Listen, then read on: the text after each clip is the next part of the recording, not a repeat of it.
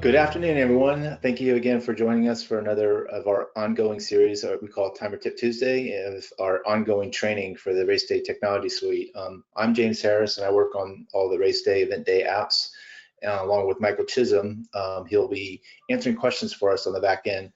So yeah, we're two developers, and we are really excited to talk about some of the RaceJoy Technology updates that have happened this year, and just kind of bring you up to speed on some really cool things that you can do with RaceJoy.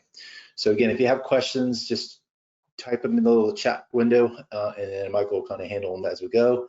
And then we may have a little Q&A at the end.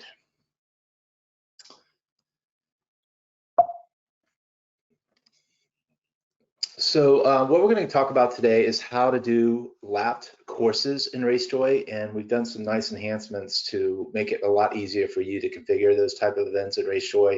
And we'll be talking about different ways that you can set them up in terms of your timing configurations and different configuration options that are available for lap-based events.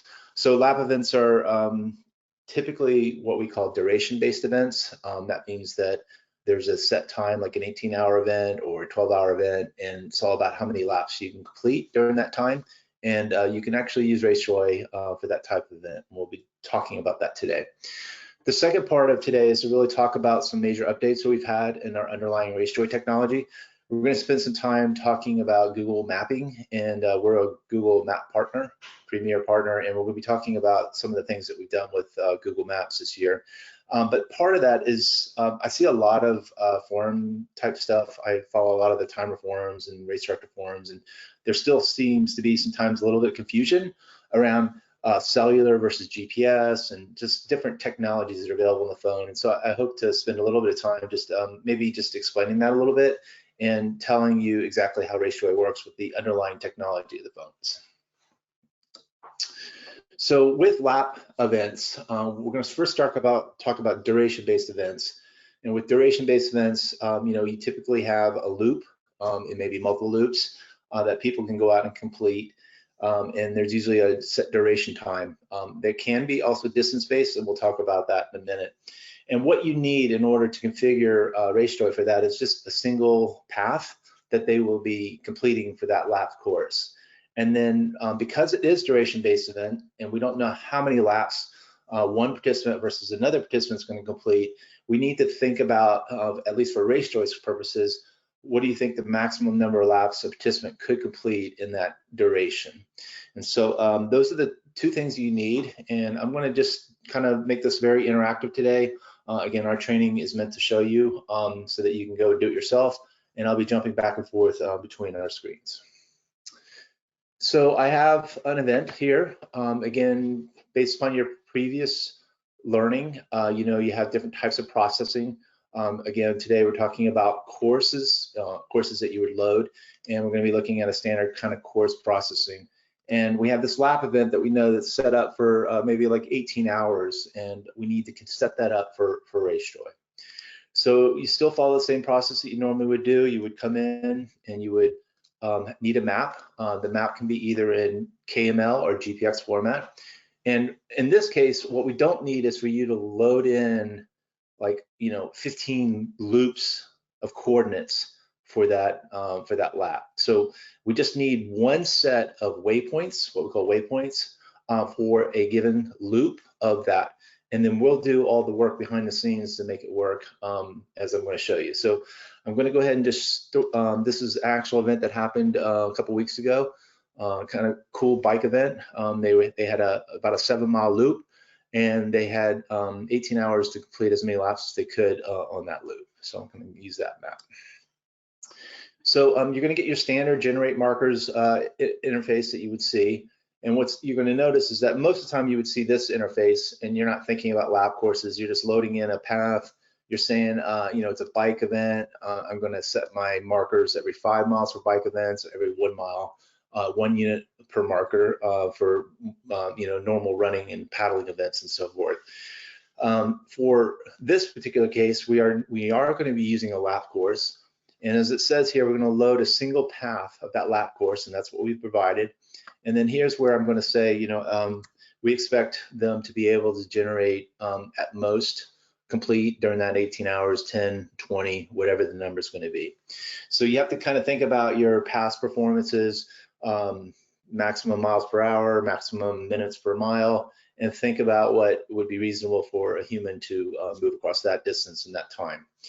And then the other point here of configuration is a decision. And so you have two ways that you can do this. You can say, you know, I don't want to have milestone progress alerts issued every mile or every 5 miles. I just want to say lap 1, lap 2, lap 3. And so they're going to be getting, you know, alerts, audio alerts at the end of each lap, and also progress alerts will be sent out to friends and family based upon those laps completed. We find that probably shorter laps, you know, you might have like a 1 mile loop, or 2 mile loop, or even like a bike event like this, a 7 mile, would be a pretty typical configuration that you would want to turn on, is just generate those only at the lap points. If it's a really big loop and you have something that's going across, you know, much greater distances, you may decide to go ahead and just generate the normal, you know, every mile alerts or every 5 mile alerts. And it really depends upon the type of loop that you have. In this case, I'm going to go ahead and generate them only at the lap points so we can see how that works. And then the other clue it tells you here is that based upon the loop that you loaded, we're saying that we measured as far as GPS, that would be around 74.4 miles. Again, you know your looped course, you've certified it in maybe some way, especially if you're doing something that's more certified, and you would have to actually set your finish distance based upon that. But you know, we are giving you some information here to help you calculate that finish distance. So go ahead and generate that. And I'm going to come in here and we'll see that the timing configuration has been set up. We're going to be sending out progress alerts. We're going to give them audio split alerts every lap pace. That's my lap pace. In this case, I would probably want to be changing this to miles per hour if it's a bike event. If the RunSignup event is already set to a bike type, then we would auto set those to miles per hour, but it's really up to how the race was set up.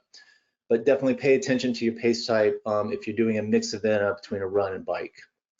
And then here I'm going to go in here and put in my 74.4 and save that time configuration. Okay, so that is as easy as it gets.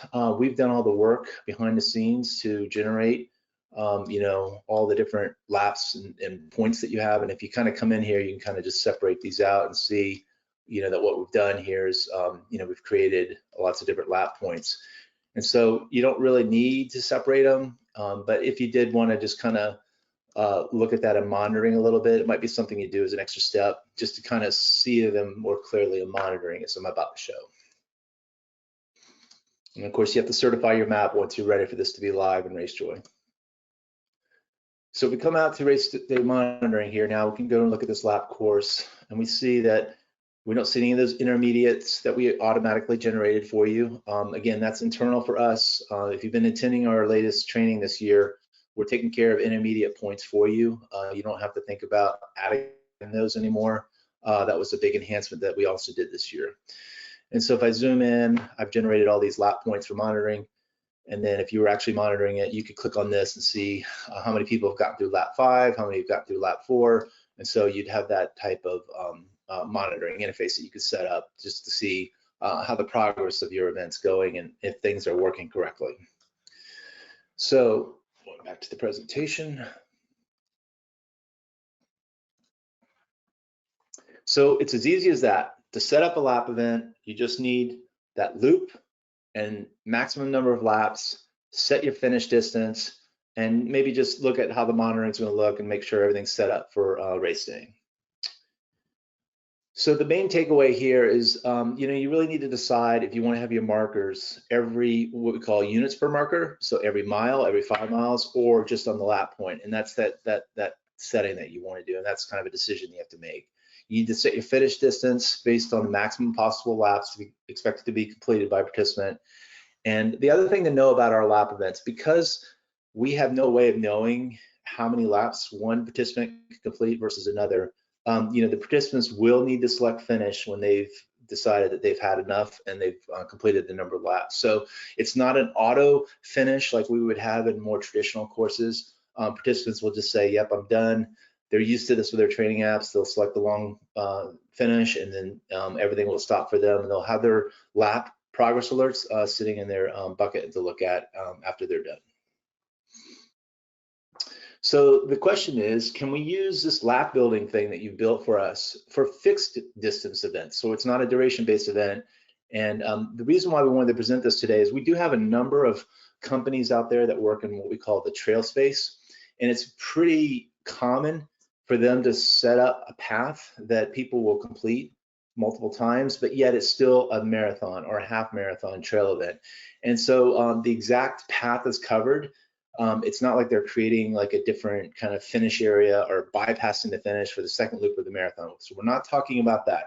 A lot of marathons will have, you know, the same loop used for the half and the full, but then they have something that's kind of varied in terms of like maybe they bypass the finish to do like this other road to go back on the second loop, or they've done something special on the finish to kind of get that distance. So if you have the exact path and they actually go through the finish to do those loops, but yet it's a fixed distance event, you can use this. It does make it a little bit easier for you. You can just load in your path and then use it for like a marathon. And I'm going to show you how that would work today. The other thing about this type of usage of our lap building is participants will prefer not to hear lap. It's more about distance. And so you would want to stay with, you know, progress alerts every mile, progress alerts every 5 points, every 5 miles, and not use lap points. So let's demonstrate how that could be done.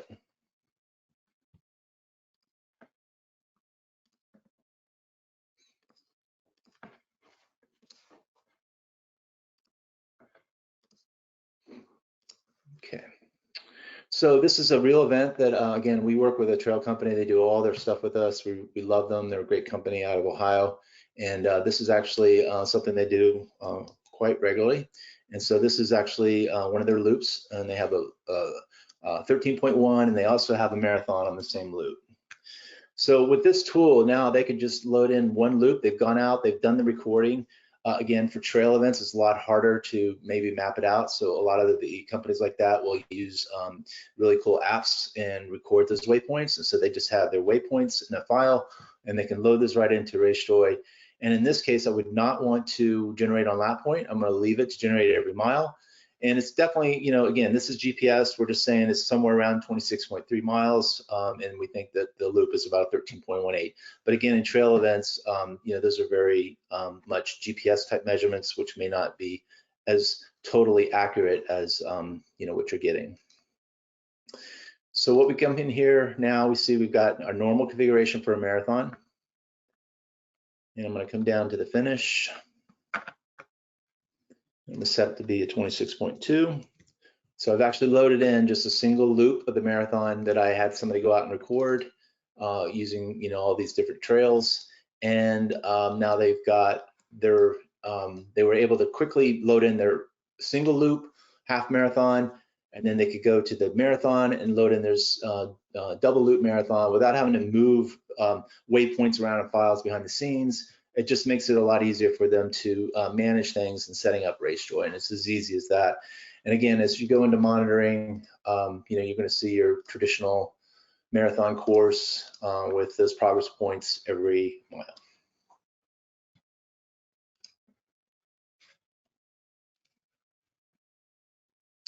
So the key takeaway there is, you know, don't generate your milestone markers on the lap points. Leave it with your standard, you know, 1 or 5 units per marker. And another thing here is that you can switch configurations. If you decide after you load it all up, first time you generated it on the lap points, and then you thought about it more, it was a really long loop, you decided the participants would rather have alerts every mile or every 5 miles for a bike event. It's easy for you to come in using our actions on your menu, recalculate, and just turn that on and off. You don't have to delete the distance markers. We'll kind of take care of that behind the scenes and do that. The time when you really need to delete your distance markers is if you really are changing from kilometers to miles, or really changing from 1 to 5 and really kind of want to clear everything out, then you can do that. Another setting that we supported for these duration-based events is another setting, and we want to put a big important caveat on this. You really don't ever want to turn this setting on. There's a very, very special use case for this, and that is when you have a type of 18-hour event where you're letting participants just take rest or do like, rest periods or rest laps, and the participant needs a way to tell RaceJoy that they're in a rest. And so we now support this concept of rest within the RaceJoy tracking. What that does is it pauses all the tracking in terms of like us generating any distance and or looking for them at the next points. We'll actually subtract that time from their next split progress alert and from their overall finish timing. So we're doing a lot of changes in terms of the math of progress alerts and their finish timing based upon these different rest periods that they've taken, and they can have multiple rest periods during the event. So the key thing there, though, is you don't want to do that in any kind of normal event where you start at a certain time, and then you can rest, you can walk, you can do whatever, but in terms of your timing, it's from that start time until when you get done. That's the normal timing. So this is a very special thing that can be turned on. Again, just do that only if you really are wanting them to be able to track time out from their progress alerts and from their overall timing. And that setting as shown here is just rest periods allowed. You would just do that when you're setting up your lap event here. Like if I was doing that 18-hour event, I would just turn that setting on, and that's all you've got to do, and we'll take care of the rest for you based upon that setting. So at this point, I'm going to segue into some technology things, but I'm going to hesitate for a minute. Michael, are there any Q&A questions that I should socialize? Anything that came up as we go on through the configuration? Nothing. Good. Okay, good.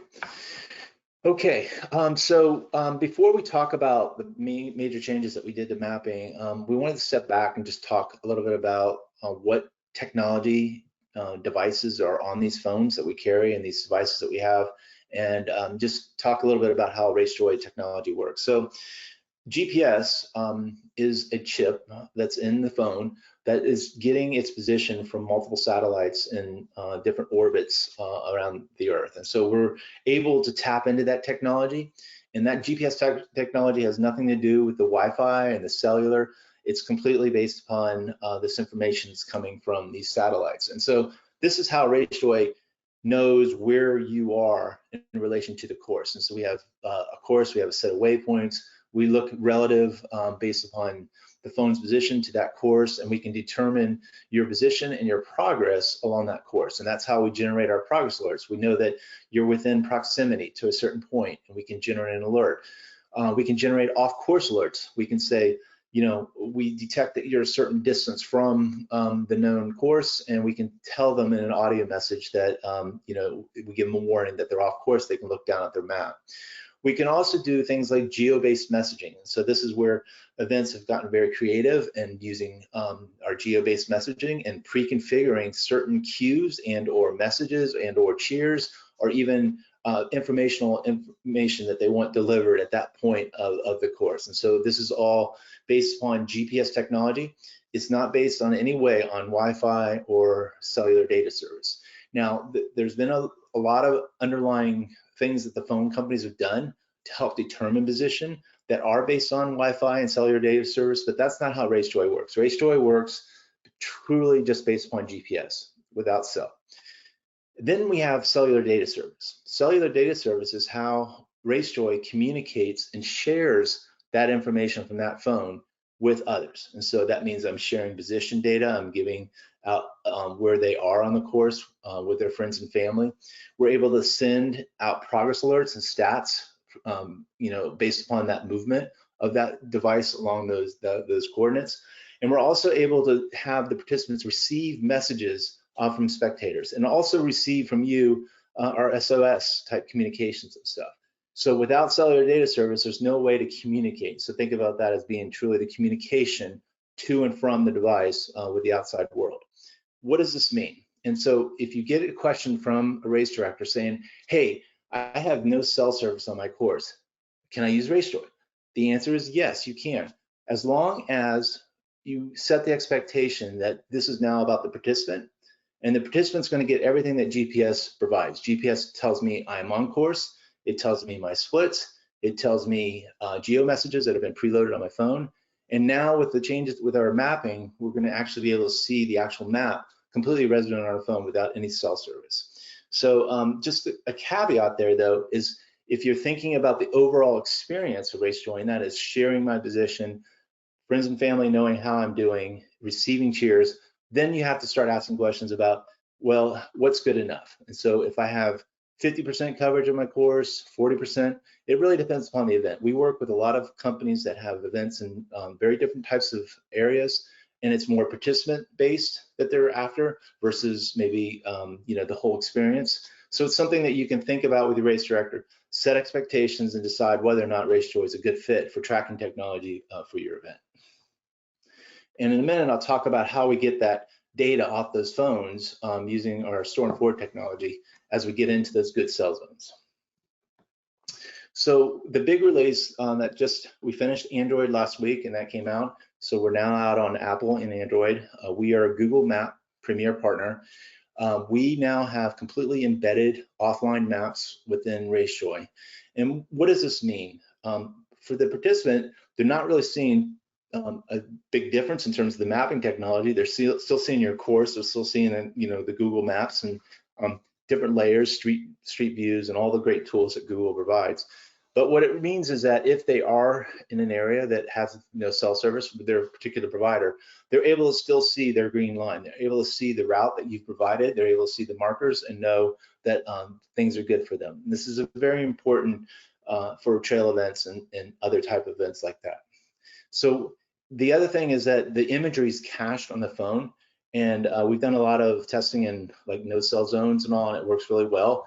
So as long as the participant's been somewhat in the area, and that's an area that they've been in when they had cell service, then the mapping is going to be pretty nice for them. The other thing is that we definitely have experienced over the last 10 years of RaceJoy working in places where there's just a lot of people coming together to do an event on a very congested area in a city type environment or some type of event venue where you put a ton of people, and then all of a sudden the cell towers for that area were not really designed for that kind of influx of people. And so what this enhancement does for us, it really lowers our impact on the cell towers, and we're going to see hopefully that we have much higher performance in those large event venues, and people won't have as much difficulty kind of getting their tracking, looking at their screen, making sure everything's really good when they're getting set to go off at the start. And then finally about this technology, again, how RaceJoy works is, as I explained, it's all resident on the phone now, especially those maps. And as far as the participant's concerned, as long as they have line of sight to the satellites, their experience is interrupted. They're going to get progress alerts. They're going to be able to know they're on course. They're going to be able to see the course. What happens when there is no cell service, the spectator's experience is going to be that pulsating dot is going to turn gray, and it's going to say inactive. And it's basically, we changed the message a little bit to saying it's not so much about being active, it's about we're just not receiving any information yet from this phone. And then as soon as that phone moves into a working cell zone, all the information that was stored up on that phone is delivered to that spectator. So they're getting the progress alerts. If you're monitoring, you're going to see those progress points as they move into that part of the course. And it can be used also after the fact. So if you had whole areas without any cell service, at the end, you would still be able to get all that data into monitoring and kind of do route replay and just verify that people did complete and didn't cut the course and so forth. And so the phone is literally a recorder. The recorder is recording as it goes, and then that information is uplifted into the back end for you to view once they receive, a good cell working connection. And then finally, in terms of technology and phones, I wanted to take a moment and just talk about what we call, messages, or how we deliver messages to the phones. So there's two types of messaging services that are available to the phones. One's what the Apple and Android call push notifications. And this is really truly an event-based architecture where, as app developers like us, when we have an event, we can send that event message to our app directly and have the app do certain things. And so this is how RaceJoy delivers progress alerts. This is how we can deliver spectator cheers that are like off the cuff, like they're just typing some message and it's going into text to speech, or they're creating a cheer. So it's all real time. We're delivering those messages real time to the phone. And this is also, if you've seen the information about our new SOS communication system, how you can send and receive SOS messages and send messages back to that participant saying, we've received your alert, help us on the way, just stick tight, or you can give them other information and directly to being delivered to their phone. So this is all based on what we call push notifications platform, and it's available on both Apple and Android devices. Now there are other ways to message, and that's what they call SMS or MMS. There's also, Apple has a very specific messaging service that they put on top of that, and Android also. RaceJoy does not use that. We don't do any kind of text alerts. All of our messaging is done through push notifications. Why is this important? It's important because it's important for people to understand that users are in control of how they want their experience. And so they make the decision, and it's something that each user has to make a decision on for each app, whether or not they want to receive notifications. They can control their audio settings, and we give them different ways they can control that. They can receive certain audio and not other audio. But then people can just turn on their do not disturb, like I have it on my phone right now in this presentation. I can also, like with my Apple Watch and stuff, I can do different things with turning on audio settings and having certain things happen when I have my watch on and off. What does this mean? It's just a very complex environment in terms of setting up your experience. So as timers and working with race directors, you may at times get questions about like, hey, why are these cheers not working? Or somebody's tried something. Just be aware and that really the users are in full control of their experience when it comes to audio and notifications, and all we can do is give them messages saying these settings are on and off, and we do that in the app a lot, but it's really up to them to control their experience. So that's our Timer Tip Tuesday today. Again, we covered two aspects. One was all the work that's done so that you can do lap-based events or laps that are the same for different distances of a course. You can also do that. And then just briefly talking about our big technology push on Google Mapping and how all that is now completely native on your phone, and it really pushes the bar even higher for RaceJoy in terms of what you can do with RaceJoy and offering RaceJoy and offline trail events, ultra events, or any kind of events where you really want to make sure that technology works without any kind of self-service. So Michael, any Q&A that we can cover today? Nope. Okay, great. Thanks again for all the timers out there that use our technologies. We're really grateful to you. We appreciate all your support and what you do with the Race Day products, and we're here to support you. If you have any questions for RaceJoy, you send those as timers. Your direct channel of support is info@racejoy.com for anything RaceJoy related, and Kevin and team are all staffing that back there behind you, and they'll help you with anything around RaceJoy. It's info@racejoy.com. And have a great day. Thanks. Look, man, you can do this. As soon as they show, oh, actually, they're here now. Okay, take it away. Let them know. Thanks for watching the video. No, don't get too close to them. Just say thank you for watching the video. You can subscribe to the channel, click the notification bell and all if you want to see more. And don't forget to ask for that like. You can do this. I believe in you. Take it away.